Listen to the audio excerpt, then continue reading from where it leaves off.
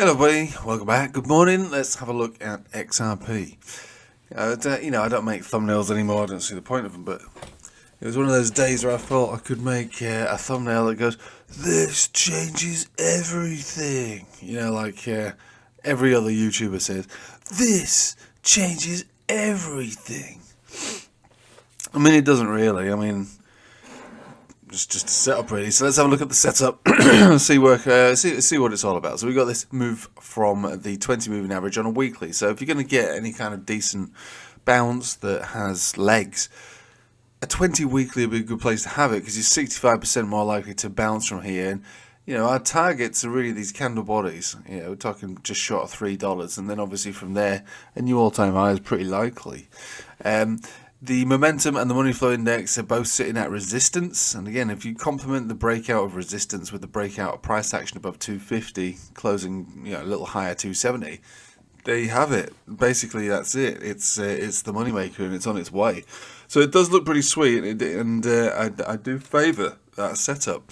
The daily is above the 20 as well, and again, you're already seeing sort of breakouts as well. It's the same trend line, but on the daily, bang, bang, bang.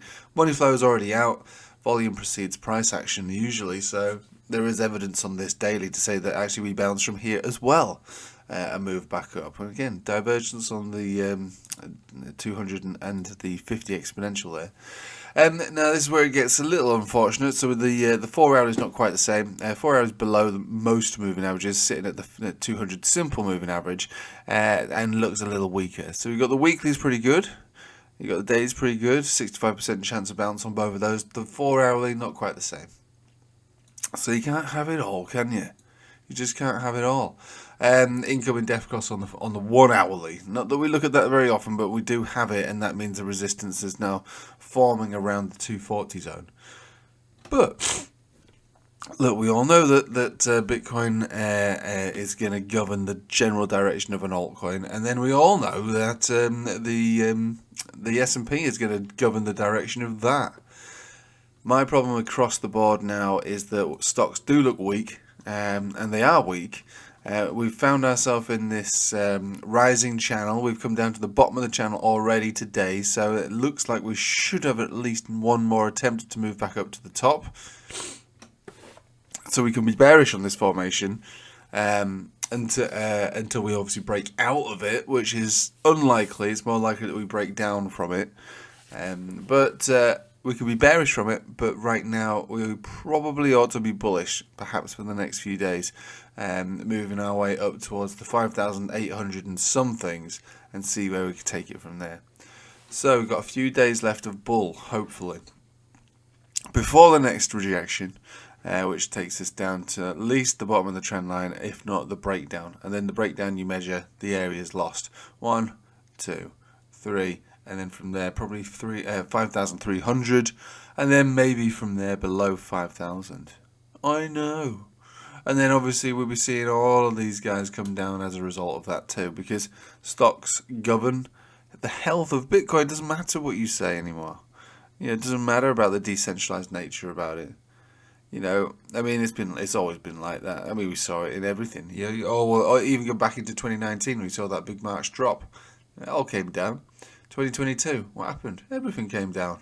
It all came down. When did they mark the lows? More or less at the same time. You got the everything bounce part 1 and part 2 in 2022, all moved together. So you'd be kind of kidding yourself to think that they're not going to move together if stocks do continue to look droopy and continue to move down, especially if it breaks down below that formation and nudges below. Well, I mean, it's your 50 exponential on the weekly that I'm concerned about. So we'll just have a look at that, and then we'll look at nothing else really. That is it. It was a video on XRP about how bullish the setup is. I got a bit of a cold, I think, at the moment. Right, 5643, 50 exponential on the weekly US 500, so the S&P 500. You better hold on to that, mate, because if you can't, we're all in for a bit of a shock there. Bitcoin having a little bit of a bounce. Yesterday we were rejected from that 21 exponential.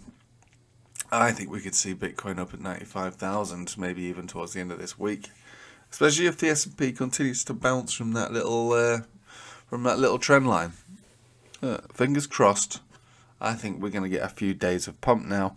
But, you know, what style of pump? Parabolic pump? Continuous pump? You know, mind-blowing pump? Or just green candles?